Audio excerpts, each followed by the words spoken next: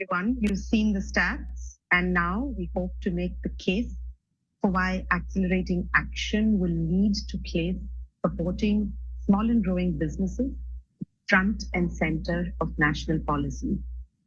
Successfully supporting these SGBs requires cultivating entrepreneurial ecosystem, and ANDE is dedicated to doing just that by building a thriving network of people and organizations and supporting them through policy and program initiatives.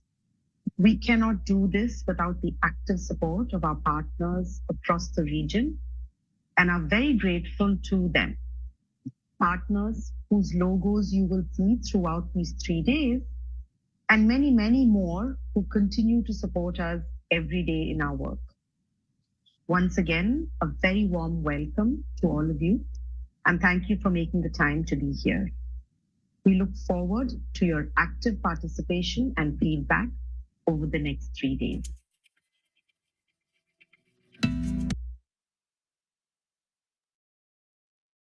Right.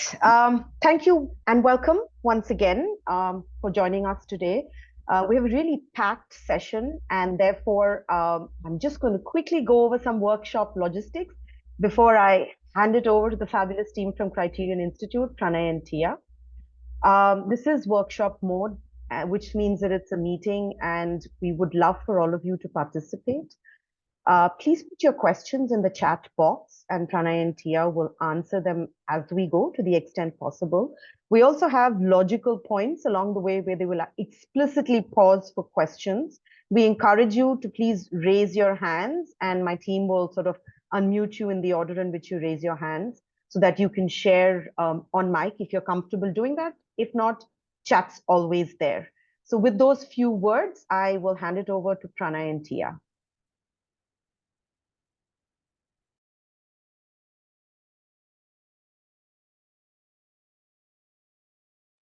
Pranay, waiting for the slides to go up. All good? You're on mute. Does Cypria need to unmute you? Yes, I've just been allowed to unmute myself. Sorry. Sorry about that. So hi, everyone, and thank you for joining. I know it's been a busy 3 days, and really appreciate everyone taking the time to join this session late in the evening. Tia and I are really excited to talk to all of you today, and wonderful to see some old friends joining the workshop, and looking forward to interacting with those of you that we don't know. The Criterion Institute, and just by way of introduction, maybe I'll just introduce the Criterion Institute briefly while we're waiting for the slides.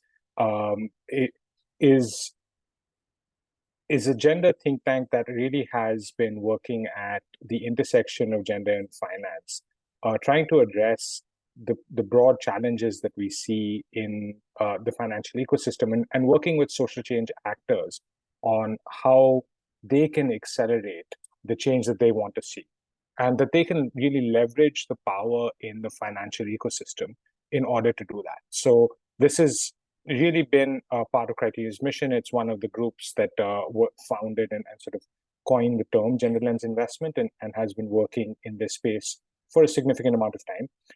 What's sort of unique about the way the Criterion thinks about this, and this is what you'll hear today as well, is an understanding that gender is about power, and that so as well that the financial system is about power. And when we understand the power dynamics in these ecosystems, we would have a much stronger opportunity as social change actors to accelerate the change that we want to see. That doesn't mean that every social change actor has to have finance sort of core to its mission or to leverage the financial ecosystem, but it can and should be one of the tools in the toolbox to really not leave that power on the table when we're trying to create social change to create a more equitable future for all of us. Just pausing if there's an issue with the slides. No, Pranay, I thought you had wanted to control it and share it at your end. Would you like us to do that's fine. Just give me a second, then sure. I put that up.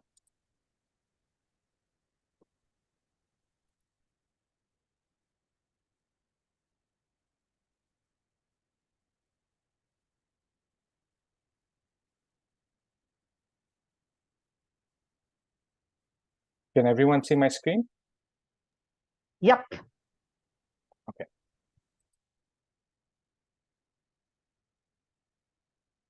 So we want to start off this session by saying, asking the question of why. Why would you want to engage finance to advance the social change? As we talked about, this is something that's sort of core to Criterion's mission. And then Tia will sort of lead the session in terms of the how. And the how component is really based on the toolkit training that Criterion has been running for close to a decade now in sort of looking at different strategies for using finance's system of power and shifting power dynamics in that ecosystem. But we're hoping that this is really the start of a longer term engagement with all of you and potentially a continuing engagement as we talk about what the role is of translation as a function and the emerging opportunity that exists for all of us in this ecosystem. So the way that we'd like to start is just to sort of ground ourselves in the fact that rather than thinking of finance and investment as a source of capital, that really it's easier and more logical to think of finance as a system of power, as a result of which it becomes easier to engage it because you can really see the underlying power dynamics that drive this as a ecosystem. And that this system of finance and investment is made up by all of us. So therefore, it is up to us to some extent to change them, and it's sort of demystifying finance that Criterion has really sort of taken the leading role in this ecosystem for social change actors. So as a part of our toolkit trainings, we normally start with a core idea, which is that even as social change actors, you should pledge that you will never say that I don't know finance. And this is sort of part of a longer journey because the financial ecosystem is particularly good at othering people based on language and based on sort of not providing access and understanding. But it is an opportunity for us to sort of demystify it, and we're hoping to continue to engage with you as the ecosystem in South Asia to continue to demystify finance and therefore say, you will never say, I don't know finance.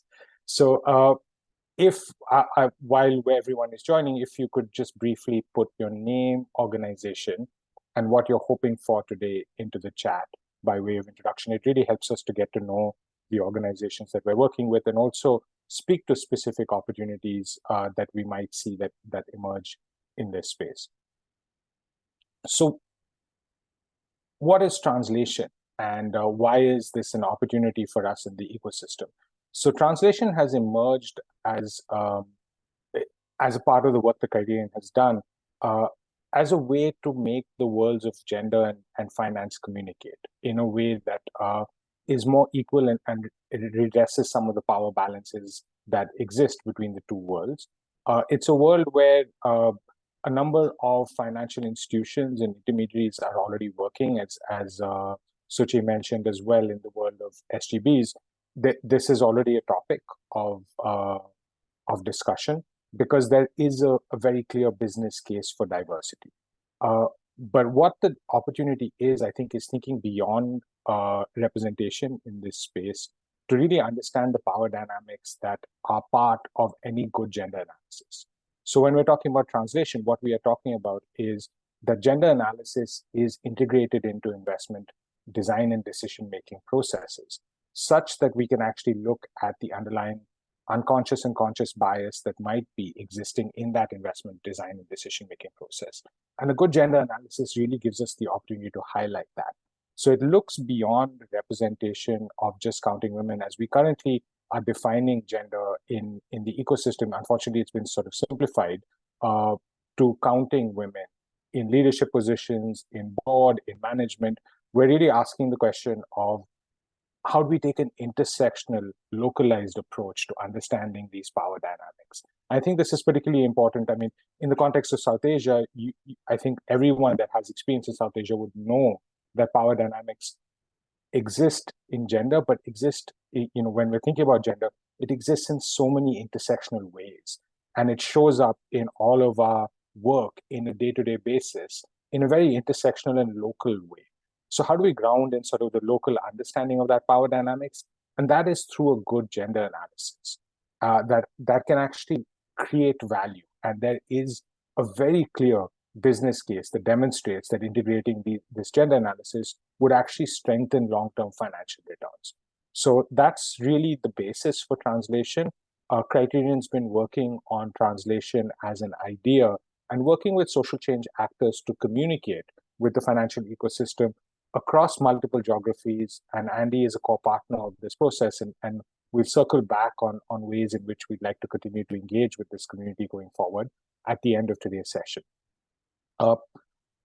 Today's session is really grounded in the toolkit. And as I mentioned, the goals of translation are linked to the toolkit training. So when we think about what the goals of translation are, it's shifting and expanding what enterprises get investment. And that goes along with the first strategy that Tia will be talking about today. This is where we see the majority of impact investors and gender lens investors focus, is to say, how do we diversify the enterprises that get investment? We're starting to see the emergence of the second goal, which is the new data and bias in analysis. Platforms like Equilo have made gender data much more accessible to financial decision makers, and particularly in the context of gender-based violence. This is something that Equilo has highlighted in partnership with work that Criterion and UNICEF have done to highlight the fact that gender-based violence continues to be an underrecognized and represented risk in financial decision making. The three strategies to the end are really about changing potential ways in which the systems of finance work. So the structures and terms that underlie all investment and financial decisions, and how do we look at the power dynamics that define them?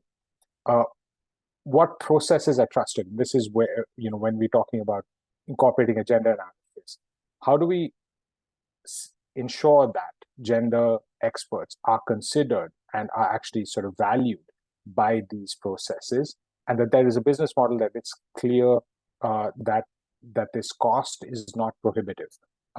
We see a lot of challenges around the fact that investors can see doing a gender analysis as cost prohibitive. But what's clear to us over the period of time that we've been working on this is that actually this could be maybe a one-time cost in changing certain processes within an organization, but really in the long term, these costs are quite limited in comparison to the size of the investments and the potential benefit of the increase in financial return. And finally, changing the benchmarks of what is considered investment, who is considered risky as an investment. And we know that this already exists as a challenge. The microfinance world, we know the challenge of the fact that lending to women actually in local contexts is by far a safer investment in comparison to the interest rates that are charged.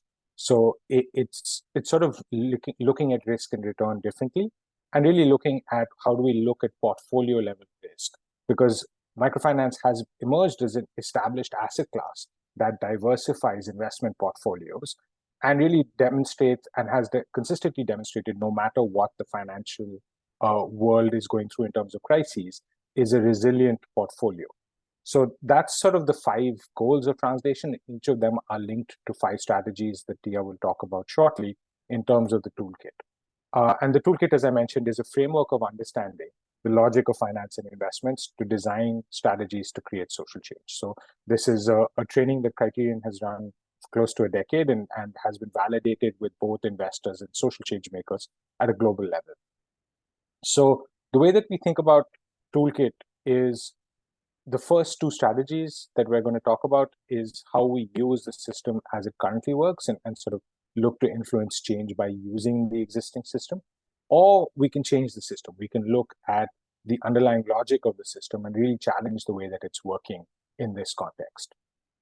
With that, I'm going to pass it over to Tia. But just a brief note, as I do that, I'm just going to pause here, but also to reiterate that not all social change actors need to or have to have the logic of finance sort of as a core part of their theory of change. It isn't necessary that all social change actors sort of have to use finance, but we see it as a significant opportunity that is underutilized because of how othering the language of finance is. So I'm just going to pause here in case there are any questions, or if there's anybody, if you'd like to come off mute and raise your hand, we can pause here before I pass it on to Tia to take us through the 5 strategies.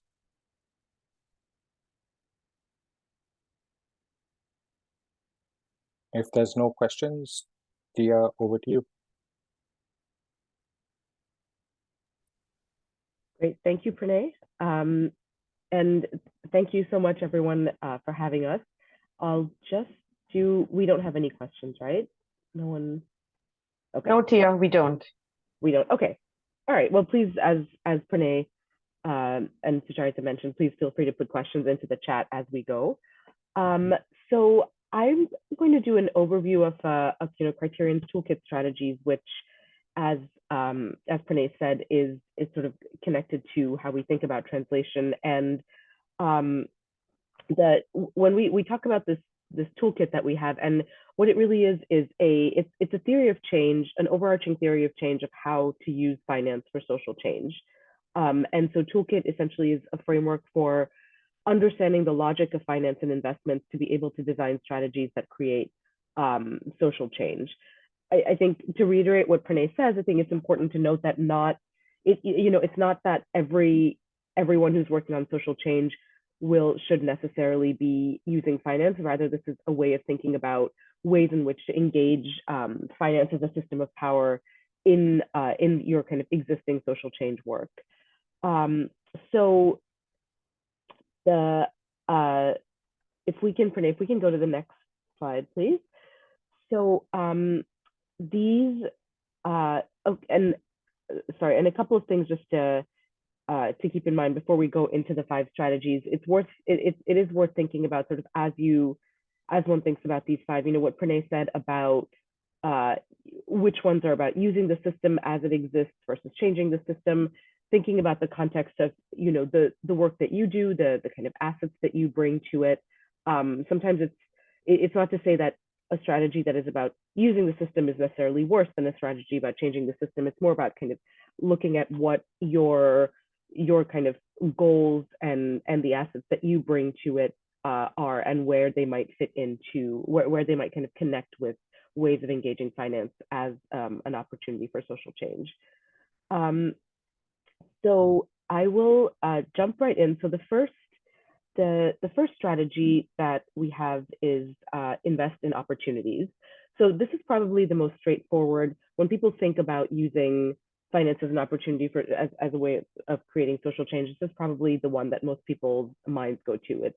It's about essentially putting more capital into companies that are achieving the social change that you seek. So the finance logic of this one is that the way that finance functions fundamentally is it looks at enterprises at a certain stage of growth with assets that are seen as valuable to investors in sectors that are seen as having opportunity, right? That's sort of the core thing that finance does, is find a fit in terms of where's an enterprise that's at the stage of growth that I need with assets that I've deemed to be valuable, that will be valuable in a certain amount of time. And so the social change strategy there is to channel resources to enterprises or investment opportunities that will contribute to the social change that you seek. So at a kind of fundamental level, this is about putting more money into companies that you've deemed as good companies.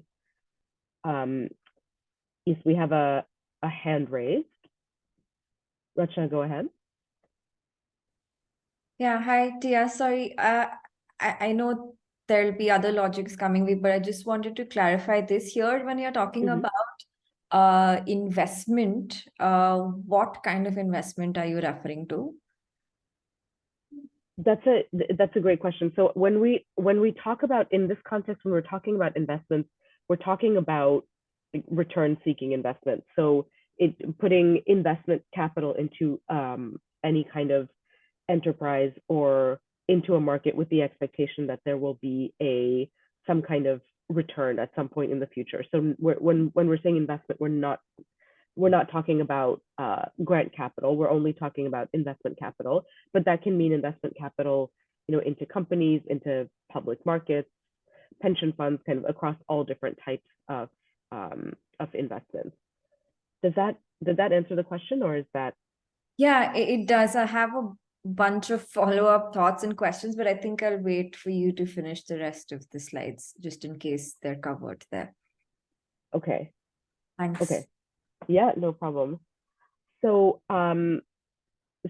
just, but that's an important thing to clarify, because I think one of the things that we often get, where people often get tripped up, is we talk about investments in many different ways, including different types of grant capital. So I think it is important to clarify that we're talking about kind of systems of finance and investment in a specific way.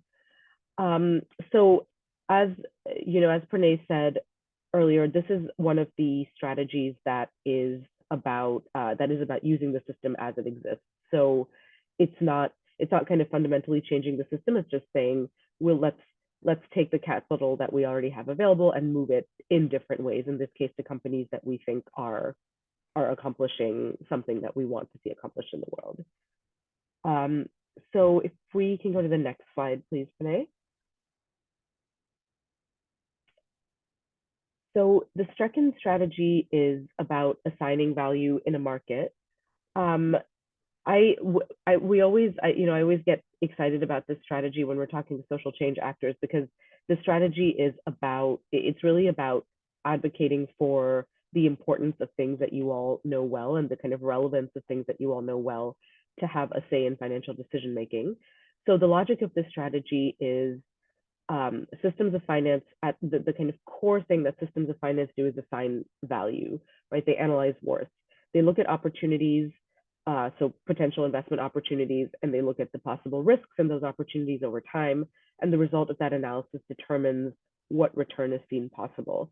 So finance is really about looking at something and saying, based on all these different factors, based on the potential upsides and the potential risks, this is what I think this is going to be worth at this point in time. And so the social change strategy for that is to advocate for introducing new data or eliminating bias in how data is assessed in order to shift how value is assigned in finance. And so I think the best example of this one is another thing that Pranay touched on earlier, is that, and anyone who's worked on gender knows about the business case, right? There's so much evidence showing that, for example, investing in women-led businesses has performs better against the investment rates that they often get. There's plenty of evidence showing that diversity in companies, and having companies that have diversity in leadership and at all levels is something that helps companies perform more strongly. But this is not something that is necessarily baked into kind of fundamental investment analysis. And when people are assigning, when finance assigns value, when finance is making certain calculations, those things aren't always represented, or aren't always part of those fundamental calculations. And that, excuse me, sorry, I'm still getting over a cold. When we talk about something like the looking at diversity in leadership or women-led businesses, that's sort of the opportunity lens. So we might be saying to people, well, if there's gender representation, if there's gender diversity at a company, it actually has the possibility to perform better than you might be thinking. Then there's also the risk lens in finance, which actually in finance is sort of even more, not more important, but it's from the point of view of engaging, of kind of getting the attention of someone in finance. It's a very powerful tool, because a lot of kind of the way that financial analysis changes or kind of over time is trying to identify essentially risks that they might currently be missing. So, if you say to people, you're missing certain types of opportunities, they may or may not listen, but if you're telling them they're missing a hidden risk, it's a much more powerful way to get someone's attention. And a lot of Criterion's work actually over the last couple of decades has been about shifting the gender case from just an opportunity case to also a risk frame, saying that, if you're not incorporating a gender analysis into your investment decision making, you're actually potentially missing hidden risks. And we have a whole program on gender-based violence that looks at this and says that if you're not looking at gender-based violence, at the risk of gender-based violence in your investments, you're actually exposing yourself to multiple kinds of risk. So the best example I would say of how risk can kind of really shift how finance thinks is the way that climate change has become, considerations about climate change have become so mainstream within finance. I mean, 25 years ago, people weren't necessarily building in sustainability analyses into kind of core decision making, but now looking at possible climate effects is sort of, it has become much more core to looking at investments across asset classes, across geographies, because it's really been internalized as a possible risk at multiple levels. So that's, so just sort of wrapping up this strategy. This is the kind of, the strategy is about, it's about introducing different types of data or eliminating bias to both that opportunity frame to say, are you missing certain opportunities, or might you be able to invest better to take advantage of opportunities, or to say, you're missing hidden risks, and this would be a way of incorporating new types of data that would enable you to better see risk. Any questions about that one before we move on to the third one?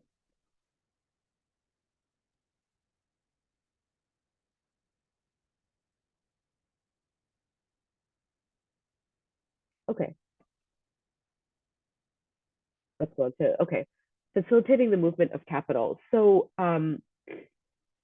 this third strategy is this is really about looking at sort of how sort of money moves in within systems of finance. So we often sometimes we think about investments as one person has the capital and then they put it in one company, and it's sort of this straightforward single transaction, but it's obviously, it's much more complicated than that. So finance sort of, the investment capital sort of tends to move through many different institutions, as you all know, before it necessarily reaches one recipient, and even then it can be intended for multiple other recipients. So when we talk about kind of the movement of capital, we talk about intermediaries, which are institutions with a particular legal form. So it might be a fund, or it might be a bank, or whatever it is, that use instruments or vehicles to move capital. And the instrument is defined by the terms written out in documents. So the kind of structure in terms of any investment is written out in the terms that govern how capital is moving between one intermediary to another. And so the social change strategy here is to shift the structures in terms of an investment to be able to change who holds what power in the relationship.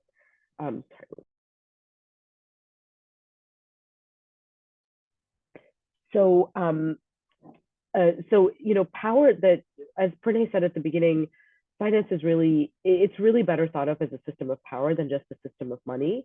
And the way that money moves in finance is really it's about a series of relationships that are inscribed in the terms that sort of govern the relationship between two different institutions.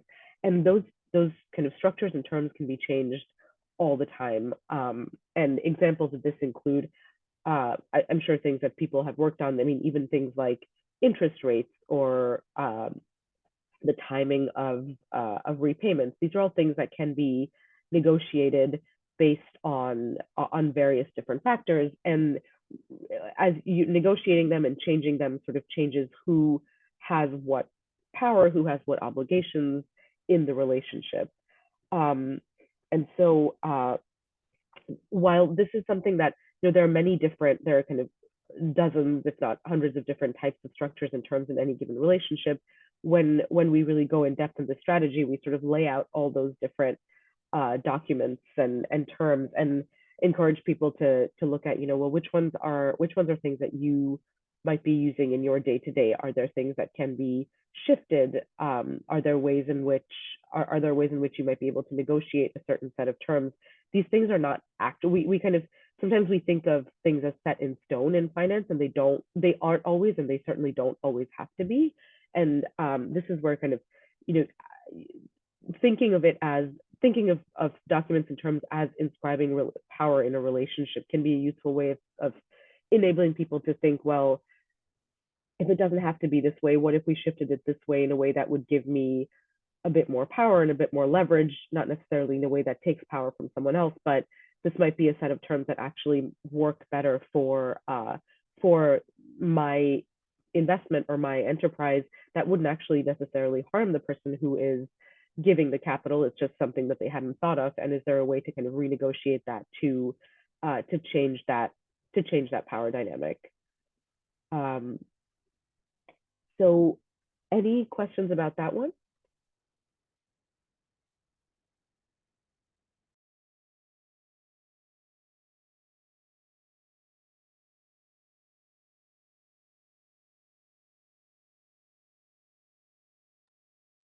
Yep, go ahead, Ragini.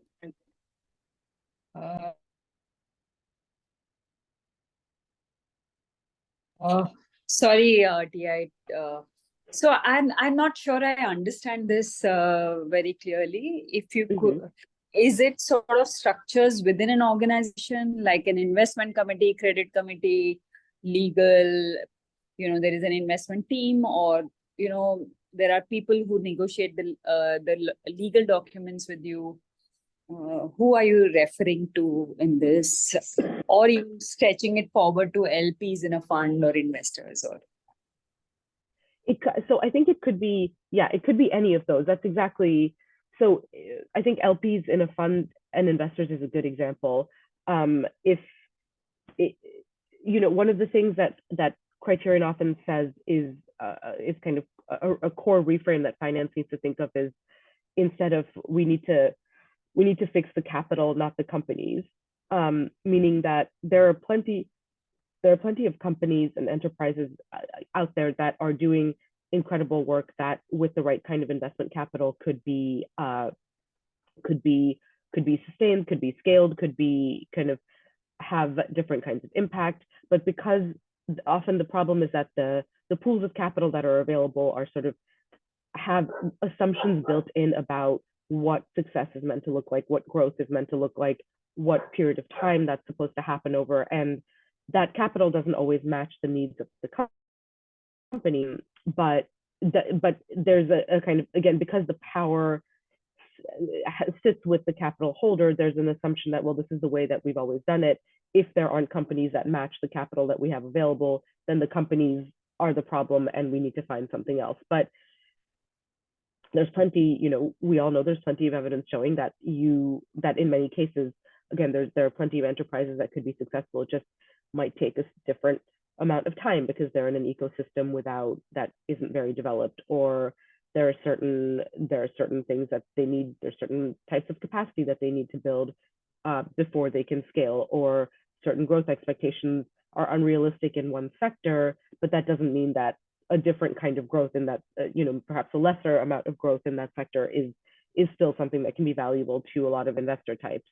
So it's sort of, and all of those things that I just described are part of the structures and terms that govern an investment, right? The kind of, what are the rates of return that are expected? What kind of growth is expected to make it successful?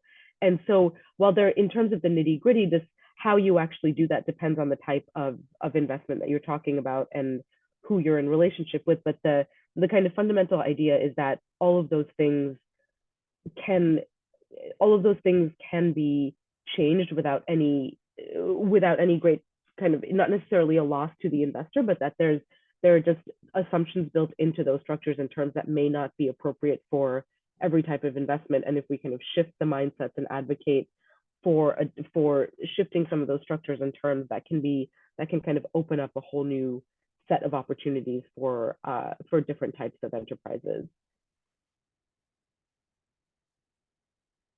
Racha, go ahead. Yeah, so I think you briefly covered, I mean, you did cover this, but while terms of investments and all of that can be negotiated to quite some extent, the structures are really limited by like overarching legal structures and policies, right? So when you're talking about influencing change in structures, and like, could you share an example of what you're referring to?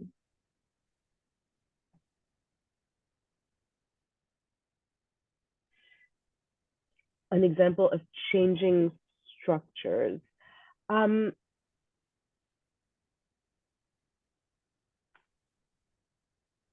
think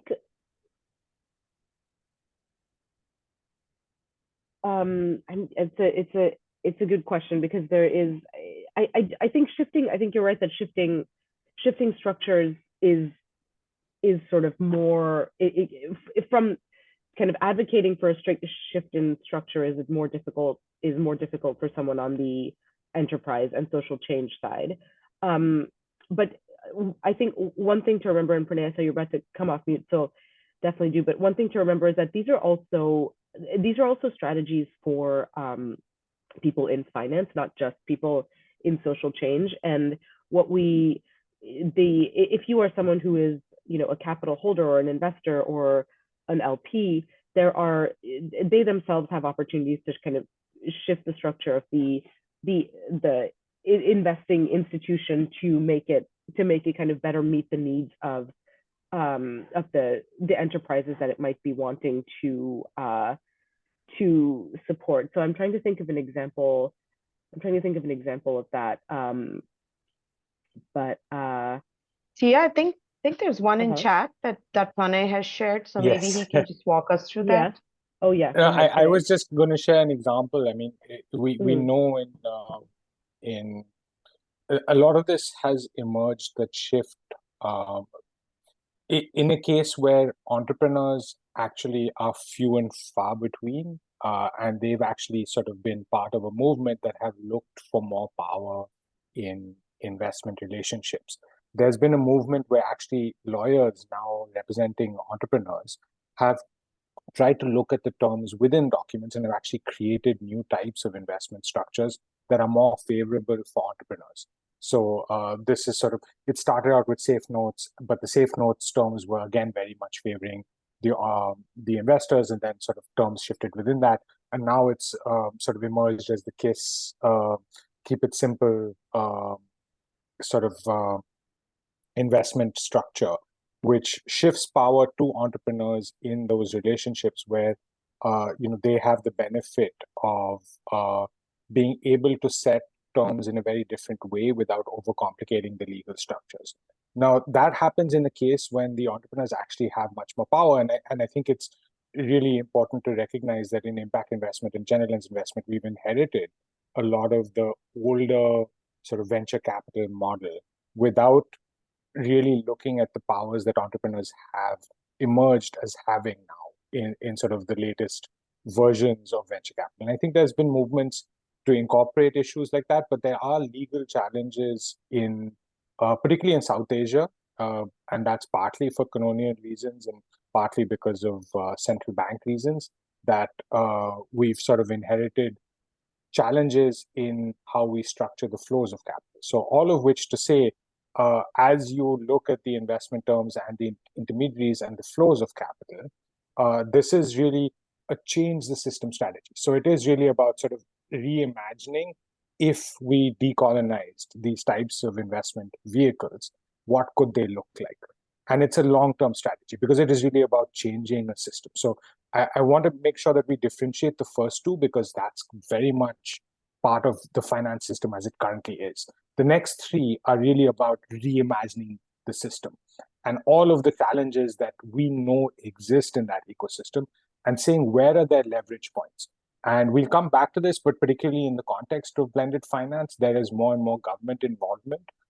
Technical assistance right now is a tool that really the benefit of technical assistance at a high level goes to the investors and to the intermediary rather than necessarily to the entrepreneurs in a very direct way. It's sort of presented to the entrepreneur as a huge benefit to them, but actually can be it's quite restrictive in what it's offered and how it's offered.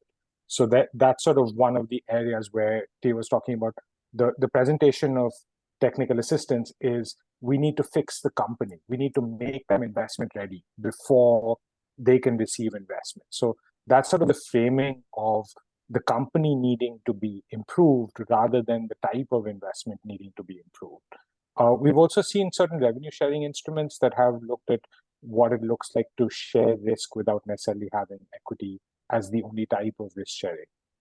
So a variety of different ways in which we can think about this. Rachna, I see, and I think there were a couple of hands up previously as well. So.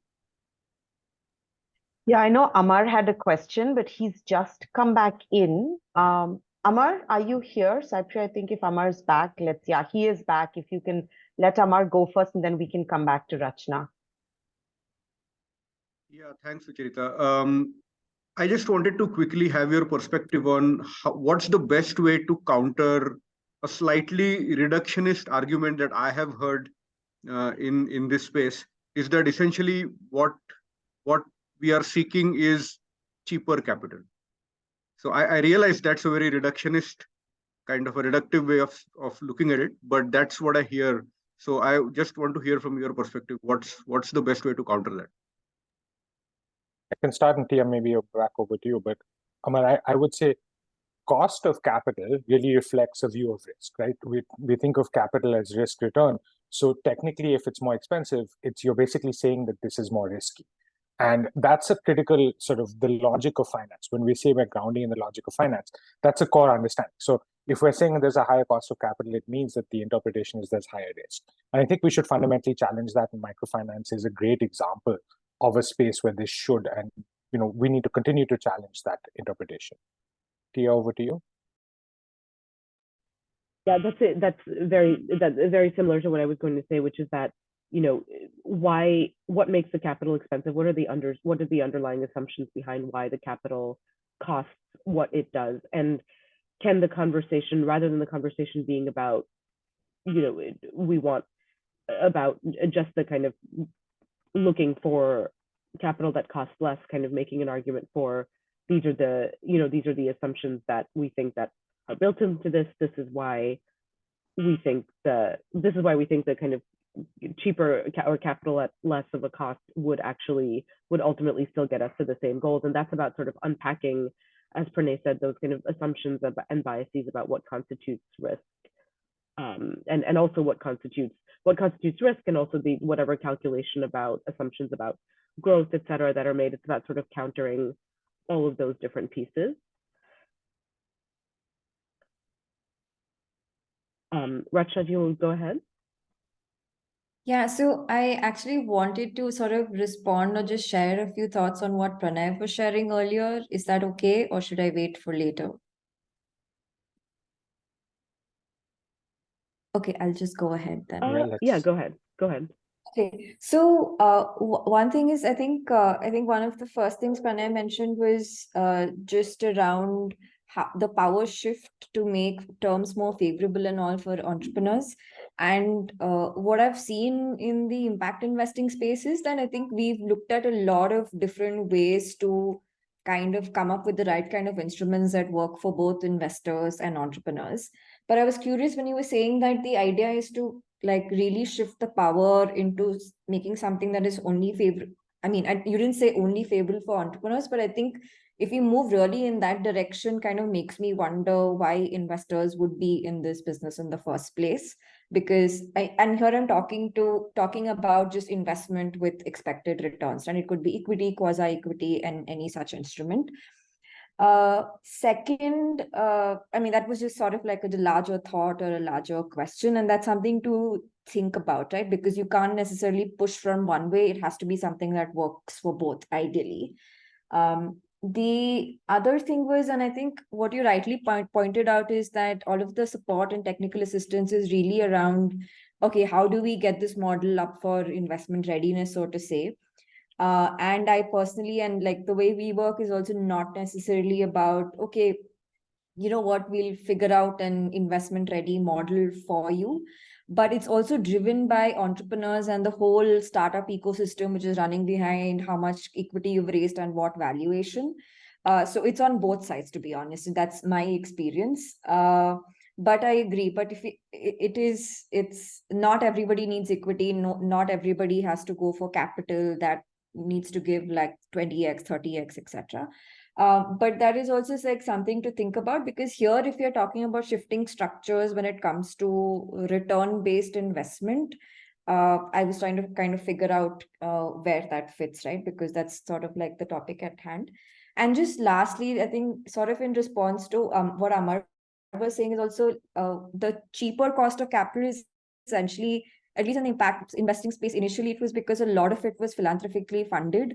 And that's why it was leading to low cost of capital. And that sort of cascaded into even entrepreneurs thinking that, okay, hey, if I get impact capital, it will be like close to zero or very low interest rates, or the expectation is very different. So that is sort of like a structural thing, right? Because there is a philanthropic fund which is using certain instruments to, and like, for example, a US nonprofit can make equity investments and hold shares as well. But in India, you can't do that.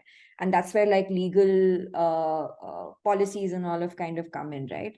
So yeah, sorry, just thought to kind of share back based on the conversation. I think, Rachna, you're right at multiple levels. I would say the question that we have around shifting power between entrepreneurs and investors.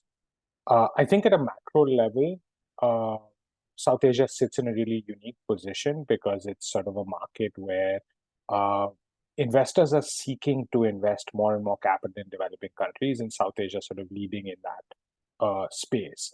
Because actually, there's a dearth of investment opportunities. When you talk to investors, the consistent thing that they are saying is that they want more investment opportunities because they need to diversify their portfolio.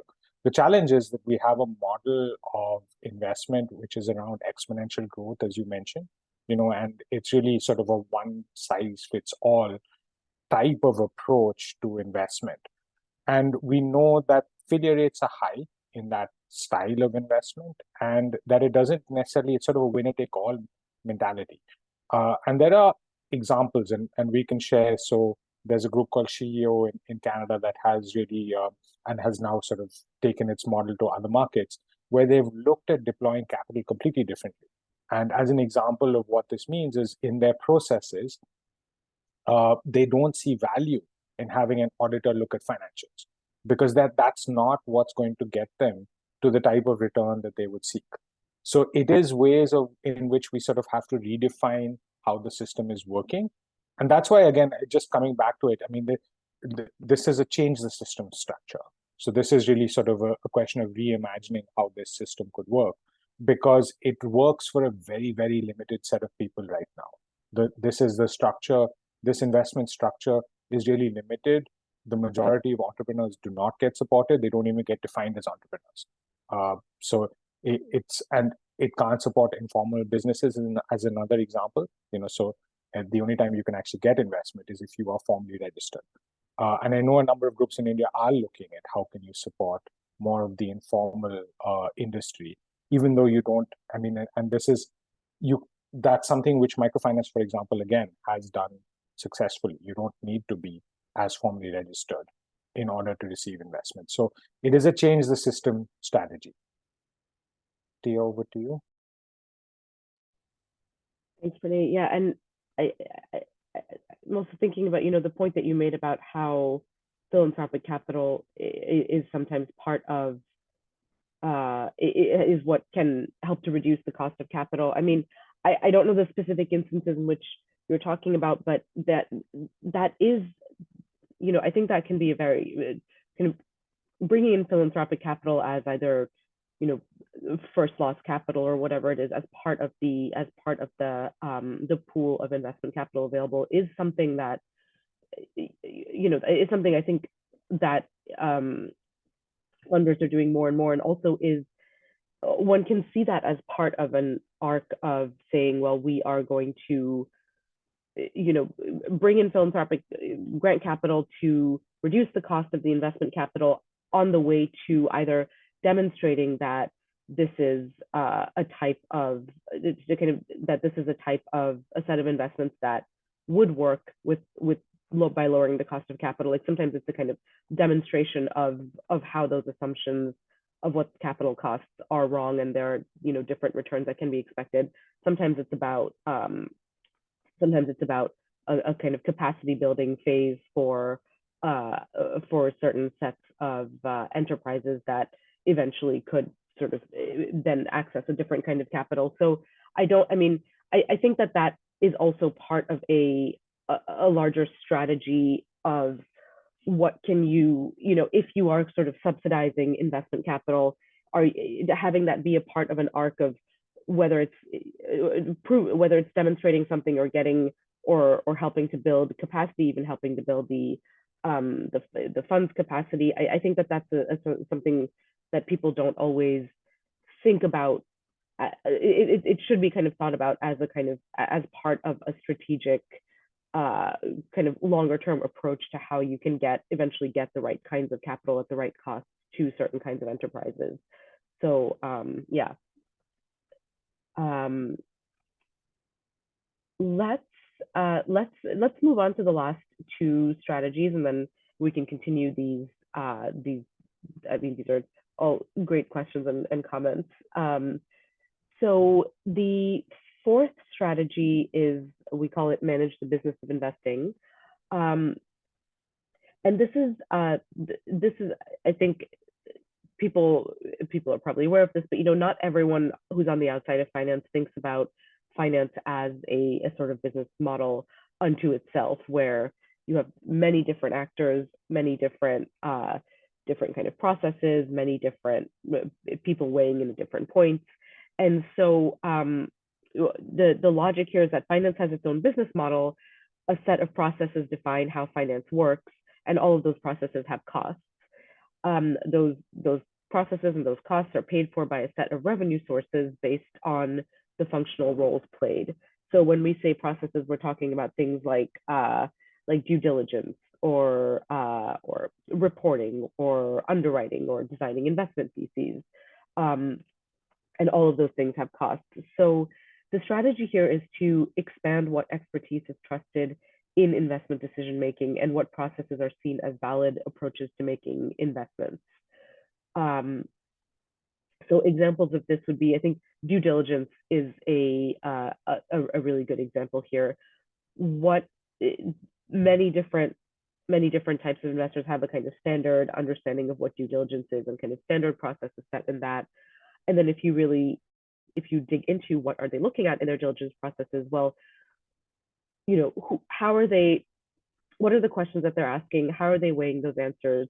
Whose expertise is trusted in that set of questions that they're asking about different enterprises when it comes to diligence? And are there ways in which introducing a different kind of expertise might change how that diligence is conducted? So going back to the example of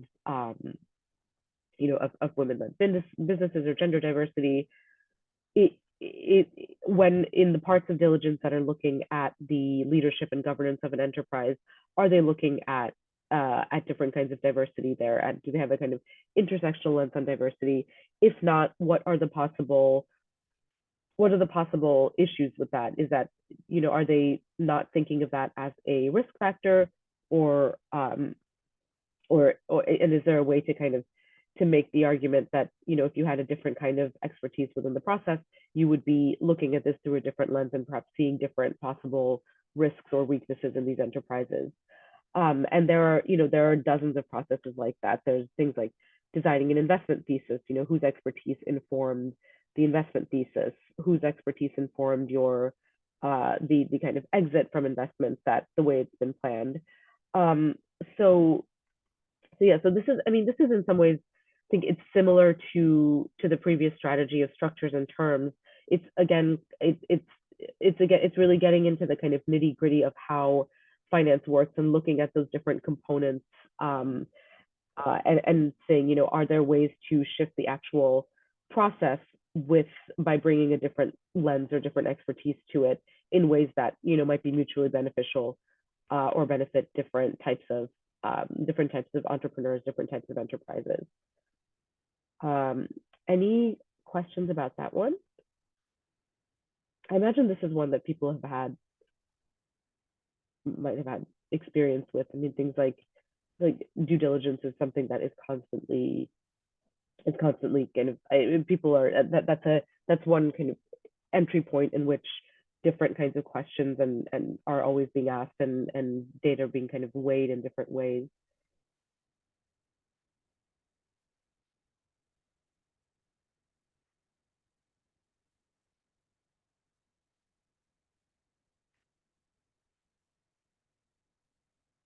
Okay, so let's go to the last one. So the last one is called diversify a portfolio. And this is, I think this is the ultimate, sort of the ultimate example of this strategy is really about changing the system of finance, not just working within it. So investors' goals are reflected in a portfolio that's composed of a diversified set of asset classes. And so in order to build a portfolio, asset holders invest in certain financial products. And this one is really about what are the goals of a portfolio. So if an investors have a certain set of goals of what they want to achieve with their portfolio, they are going to go about composing it in a certain way, looking at things like markets, sectors, expected rate of return, etc. The social change strategy here is if you influence the benchmarks that measure the success of the investment, or introduce metrics that track the impact of the investment differently, that's a way of making change. So the kind of, I think the most obvious example of this one, I mean, this is really about influencing investors' goals to have them be more impact oriented. So it's sort of saying, if you're thinking about the kind of benchmarks of your portfolio purely from a certain return perspective, is there a way to influence that to say, well, do you also want to add a set of benchmarks related to, let's say, sustainability in your portfolio, and that becomes a kind of equivalent set of benchmarks alongside things like rate of return, return over time, and how can you influence people then to kind of measure success differently, to either expand what they consider the success of their portfolio, and then kind of have them then be asking for different metrics, things like tracking, carbon emissions or something like that. So the reason, I mean, this can be a very powerful strategy, obviously, because when you shift the goals of a portfolio, that's a kind of, it sort of leads to a whole shift in how someone goes about investing. It means that they're asking different questions of asset managers, of enterprises, that then have a kind of ripple effect in terms of, if the asset holder is asking for a different set of things, and those things are now related to, let's say, impact goals rather than just return goals, that has a kind of a powerful effect in kind of shifting the norms of what people are asking for. This one is also obviously it's a difficult one to achieve, because it's difficult to kind of shift at scale investors' goals in a portfolio. So, I mean, examples of this, I think the kind of rise of ESG in some ways is an example of shifting, of influencing the benchmarks that measure success for an investor. But that has also, as we all know, come with its own set of complications. And so this is it's just, it's not, it's a very worthwhile strategy. It's just a difficult one to achieve at scale. And I think people sometimes outside of the financial system, we often hear people say, well, why can't we just, we need to get investors to care about something different.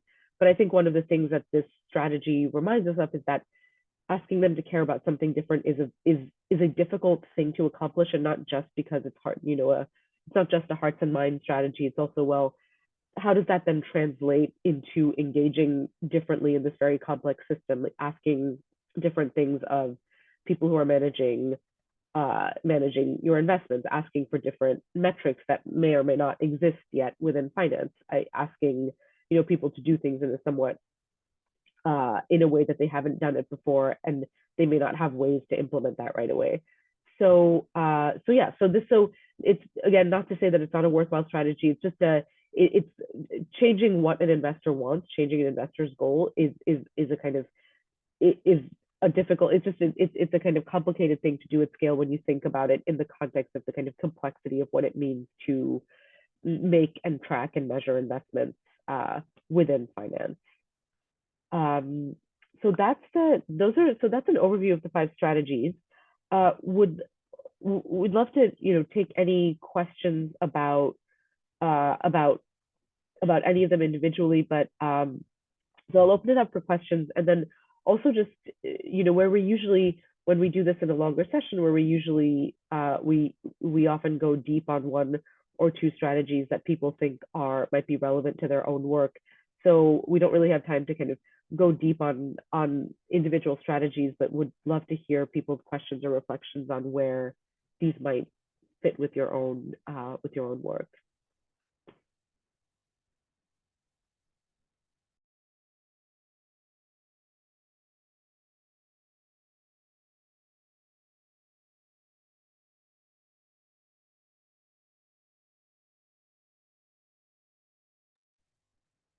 Go ahead, Ragini, please.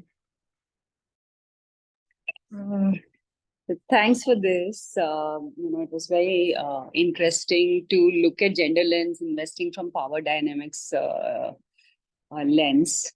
And I like Rachna, have been in investment industry for a long time now, both equity and debt. Most of my work started with microfinance. And we all know the story of microfinance, that how it started with grant capital, attracted different capital, and provided record returns in a short number of time.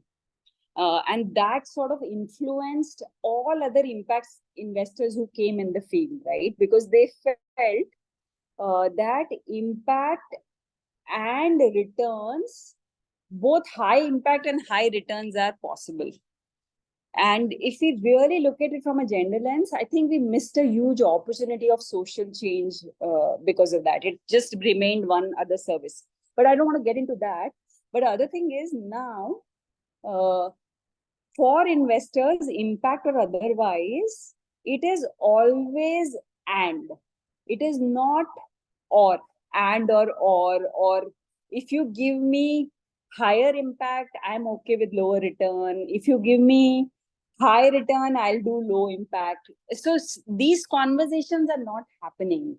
So there is a benchmark return for a capital, and the cost of capital differs in market and all that, right? So I'm just thinking of how do we practically make this shift, because everything comes from the main providers of the capital and what they value and how it is valued. And also from a practical point of view, as an investor, I can't say I'll take lower or higher return, because everything is a bet. 2 out of 10 investments will give me blockbuster returns, 2 will return capital, and 8 will be write-off. So how do I value that? In certain companies, I'll value gender impact or social change more than the returns, but in other companies, I will take returns. So yeah, some of these top level thoughts that I'm grappling with at this moment.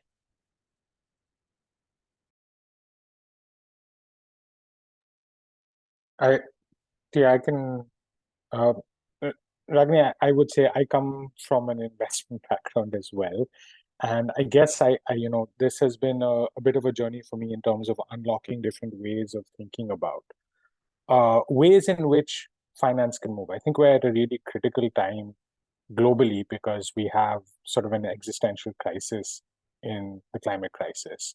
And we know that the impact is not equitable. And thinking about returns in ways in which two companies would succeed and eight would fail is actually sort of a fairly reductive way of potentially thinking about this. And the some of the examples that I think we're trying to share, you would imagine that actually investors would not see an opportunity in investing in the Pacific Islands because there isn't scale.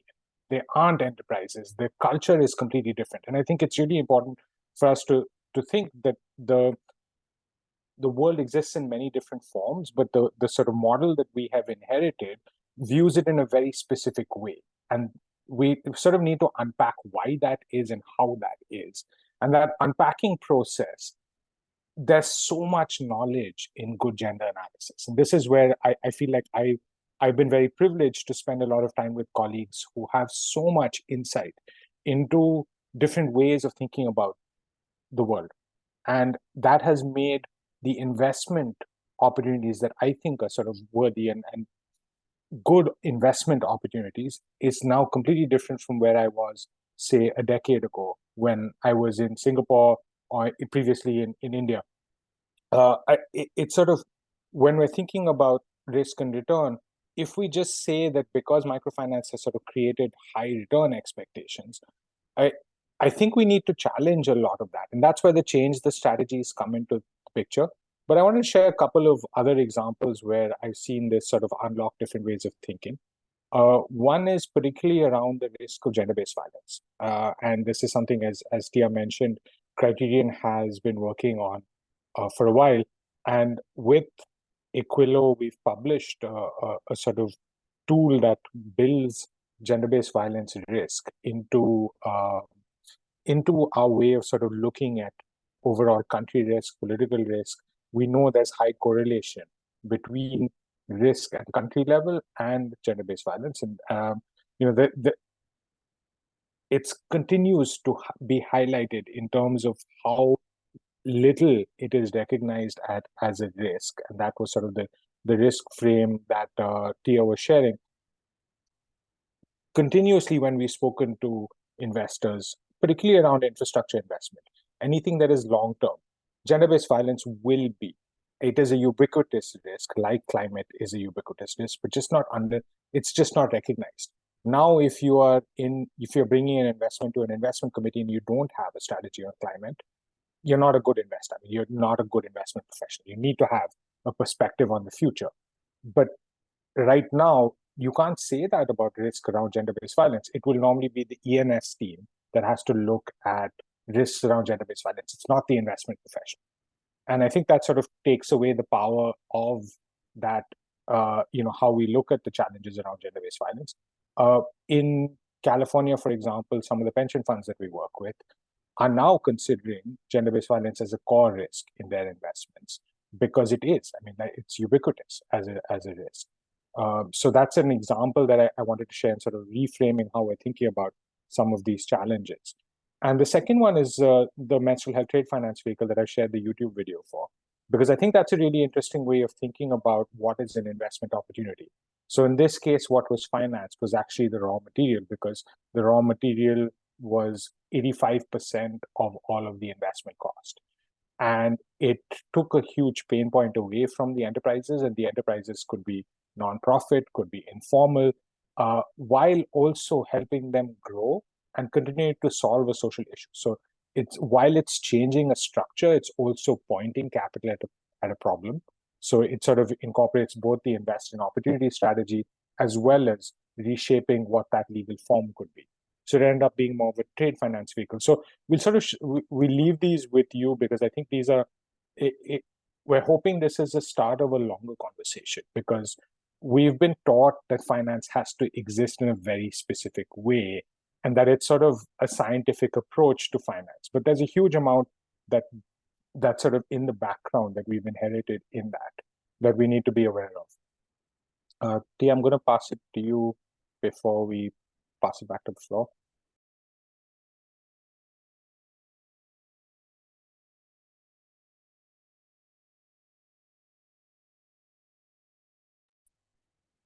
Tia, can you hear me? I don't know if you. I can't hear you. We can't hear you speak now.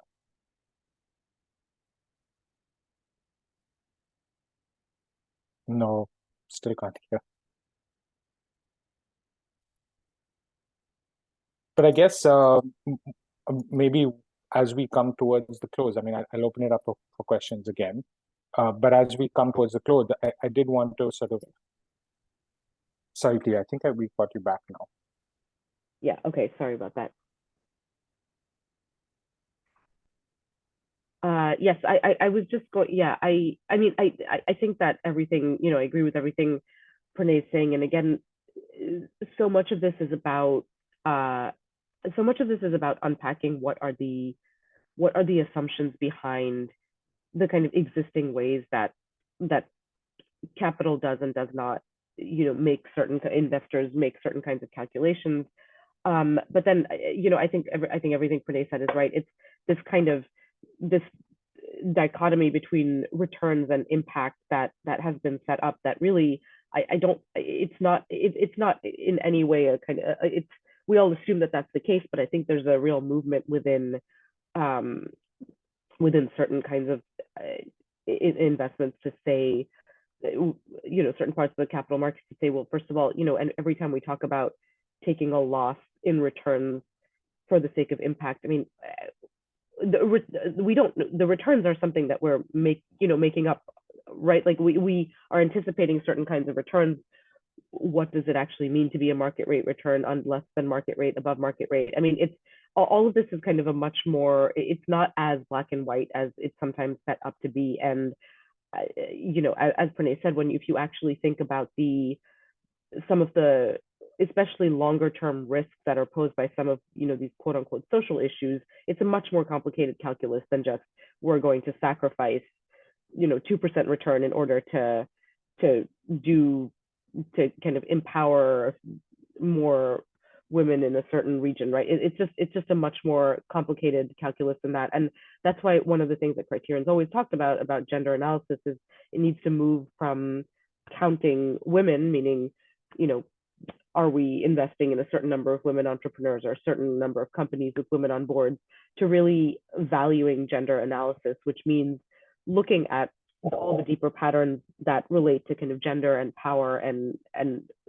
you know, all sorts of different dynamics related, and looking at how those are happening right now, how they're playing out over time, what would those shifts look like over time. For example, looking at something like gender-based violence and climate change, there are all sorts of connections between those two. And so, you know, I don't know how anyone could sit and say, oh, I'm going to give up 2% returns to impact something like gender-based violence in this market at this time, and that's just a clean calculation. It's just so much more complicated than that. And that's why, again, bringing different, you know, making the case for bringing different kinds of expertise, different types of data, different kinds of metrics into different parts of the investment process, into different parts of analysis, into different parts of the kind of setting up of structures and terms. All of that it's a kind of dynamic set of changes that we can all be, you know, that we can all be making the case for based on the expertise that we all have about how things like different gender and power dynamics play out in different contexts and are going to continue to play out over time.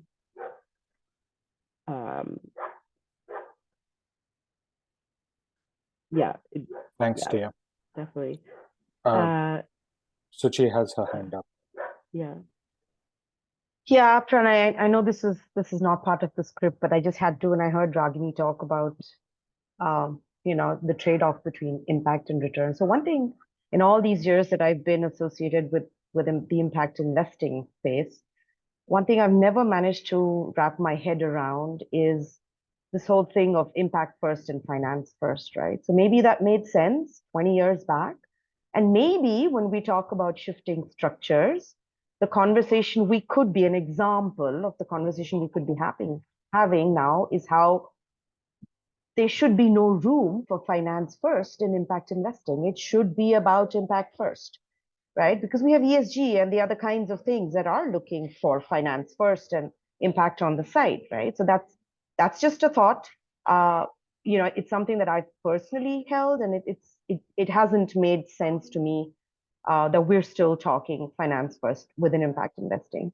So that's one point. The other is, one thing that resonated with me as while working with Criterion on this translation piece of things, that might not have come out as the analysis of causation and correlation, right? And that's something we've not had a chance to unpack, but just do want to point out that that's something that resonated with me, and it's not a conversation I believe we've actually had in investing circles, at least here in India/South Asia. So just a couple of thoughts.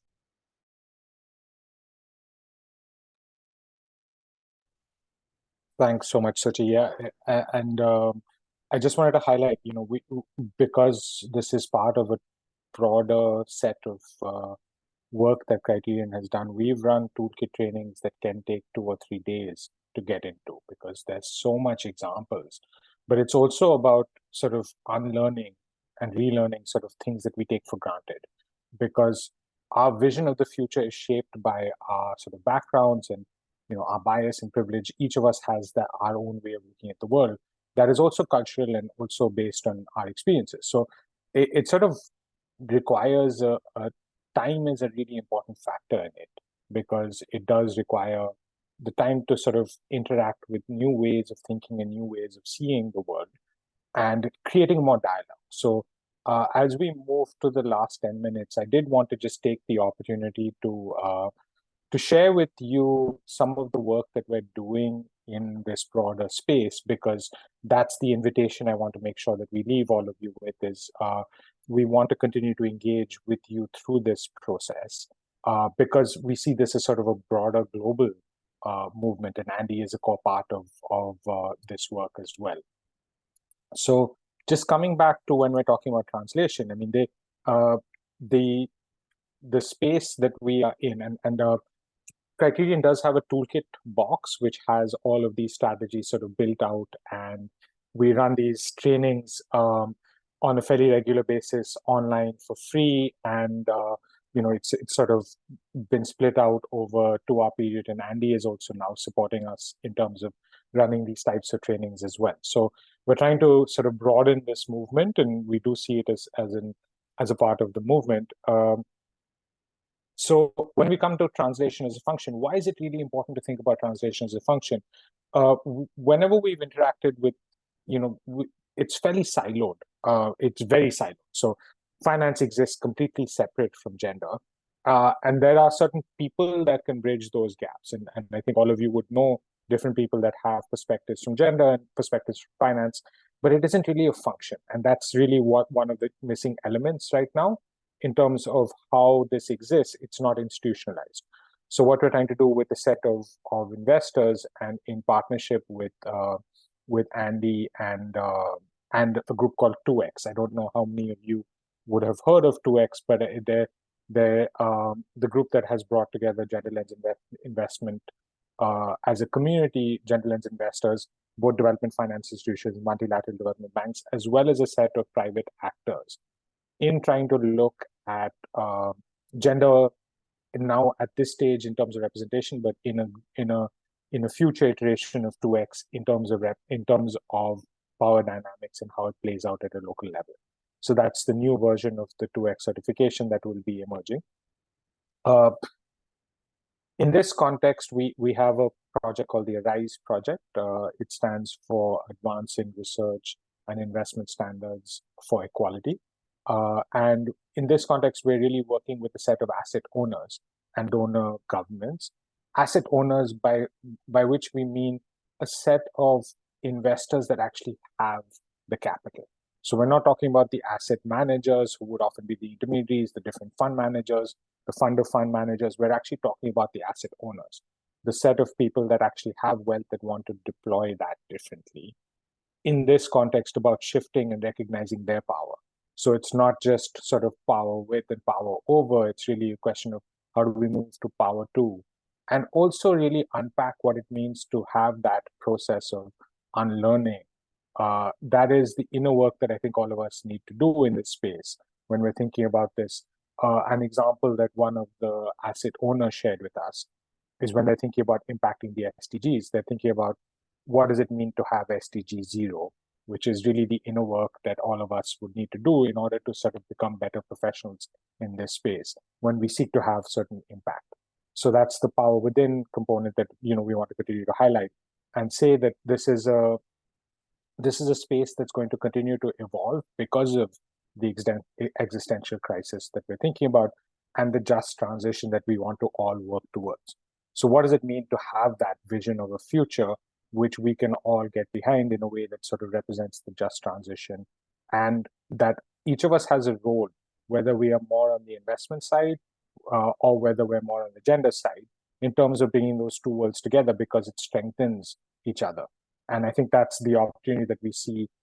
We've now worked with close to 200 organizations, or sort of engaged 200 organizations on this emerging opportunity on translation as a function. So I wanted to just pause at the end and just give everyone 5 minutes for sort of reflection in what you're taking away from today's session. And an invitation to everybody is Criterion holds these toolkit training sessions regularly. So if there's any strategies you want to dive into in further detail and really get into examples of how to reimagine different ways that investment can move and investment and finance can move, but also to see it in terms of the system of power and unpacking the sort of invisible strings behind this system of power. And where do you see yourself or potentially your organization in translation? And where would you like to stay involved with Criterion? And I request if the ANDE team can share the survey that we have again with this, and maybe if there's anybody that wants to speak to what you've heard today in terms of using the system or changing the system, where do you see yourself in this space? But also an invitation to stay involved in the longer term.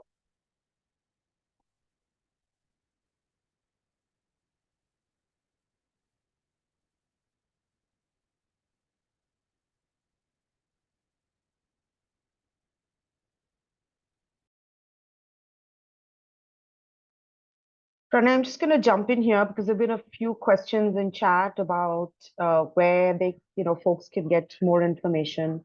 Most of you know us. If you're interested, please do reach out. There's a bit of information, and this partnership between Criterion 2X and us has been very intentionally put together so we can address different parts of this huge conundrum. So we're happy to walk you through, send you more details. I have shared a link in chat, which would be your starting point around some of what we've done, but I know we haven't done the greatest job talking about how we're bringing this together. So yes, please do have that chat with us. It can be an email chat or a phone chat or anything that works for you.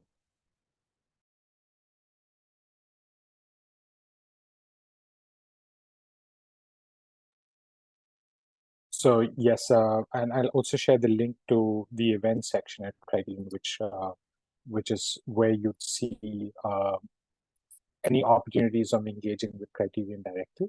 But Tia and I are so please feel free to reach out to us whenever you have anything that comes to mind. And with that, I guess thank you so much for your time, and really appreciate your participation today, and look forward to the longer conversations. Pranay, Tia, thank you so much for putting this together, and I'm sure we will be in touch on Arise and Beyond post the session. Thanks very much. Thank you so much, everyone. Thank you.